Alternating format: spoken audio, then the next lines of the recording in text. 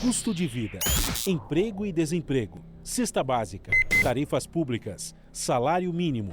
Agora, na Brasil Atual, a análise do DIEESE. Nós vamos conversar com o diretor adjunto do DIEESE, José Silvestre. Bom dia, Silvestre. Bom dia, Glauco. Tudo bem contigo? Tudo certo. Silvestre, o que não está muito certo é a inflação no Brasil, né? Pressionado pela energia elétrica, o índice oficial da inflação no país voltou a acelerar e alcançou 1,16% em setembro, que é a maior taxa desde 1994, fase inicial ali do Plano Real, segundo dados do IPCA. Como é que você viu mais esse índice que confirma outros índices, inclusive a própria prévia da inflação, mostrando a alta dos preços de uma forma geral aqui no Brasil, Silvestre? Bom, o resultado para o mês de setembro da inflação, seja o IPCA, né, que é considerado a inflação oficial, e também o INPC, esse em particular foi mais elevado, né? Fechou o ano com 10,78, e o que é mais grave que no caso do INPC, que a faixa de renda vai de 1 a 5 salários mínimos, que exatamente afeta mais diretamente as famílias mais pobres, né? Mas aí, Glauco, a gente tem a repetição do que a gente já vinha assistindo nesses últimos meses, ou seja, o que pressionou a inflação, né? Praticamente os mesmos itens, dois itens, né, além dos alimentos. A tarifa de energia elétrica, né, que teve o maior peso, né, considerando o item individualmente, e em segundo, os combustíveis, em particular o aumento da gasolina, né? E aí você teve também o aumento um conjunto de produtos alimentícios. Então isso fez com que a inflação continuasse nesse ritmo acelerado, como a gente vem observando nos últimos meses.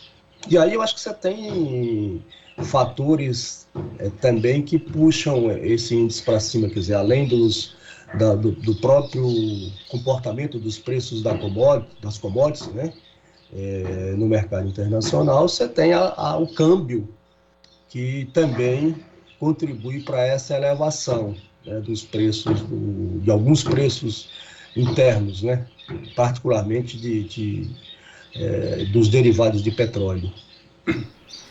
E é curioso, né?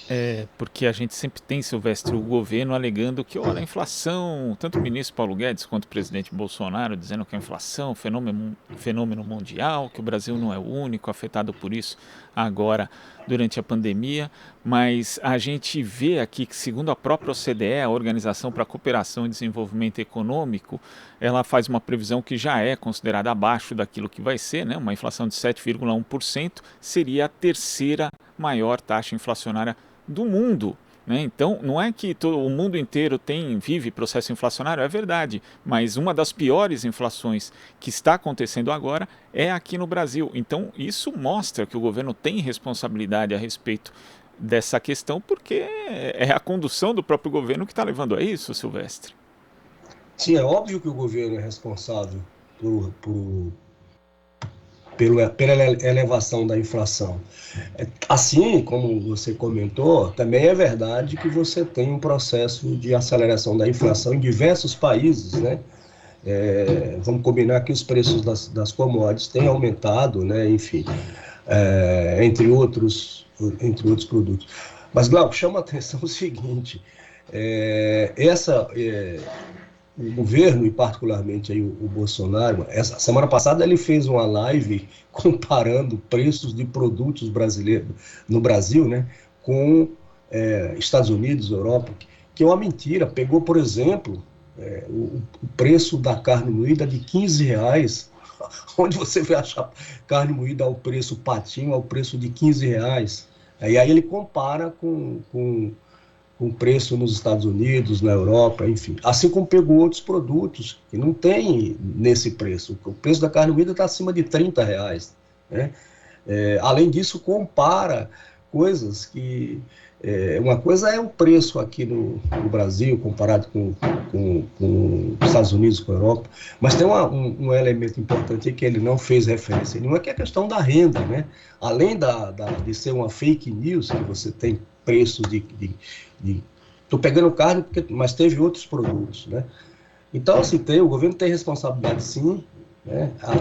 Como a gente vem comentando, a taxa de câmbio é uma variável que tem puxar, e o próprio, né, vamos combinar, o próprio governo, né, tem contribuído para isso com as suas, digamos, o próprio presidente, com toda vez que ele dá a declarações, melhor dizendo, isso tem impacto, por exemplo, no comportamento da taxa de câmbio. Então, o governo tem responsabilidade, sim, sobre esse processo.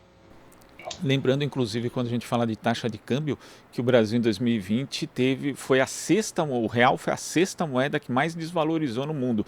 De novo, né? Se obviamente tem uma questão de crise em que as pessoas fogem, por exemplo, para os títulos, as pessoas não, né? Os grandes conglomerados fogem para os títulos da dívida pública dos Estados Unidos, que são mais seguros, também fogem para o dólar, que é uma moeda mais forte. O Brasil foi o que mais sofreu. E, de novo, a gente vê aí a própria condução não só do ministro da Economia, mas também do Banco Central, muito preocupado em elevar as taxas de juros e, às vezes, deixando de intervir no mercado ali para conter essa desvalorização do real também.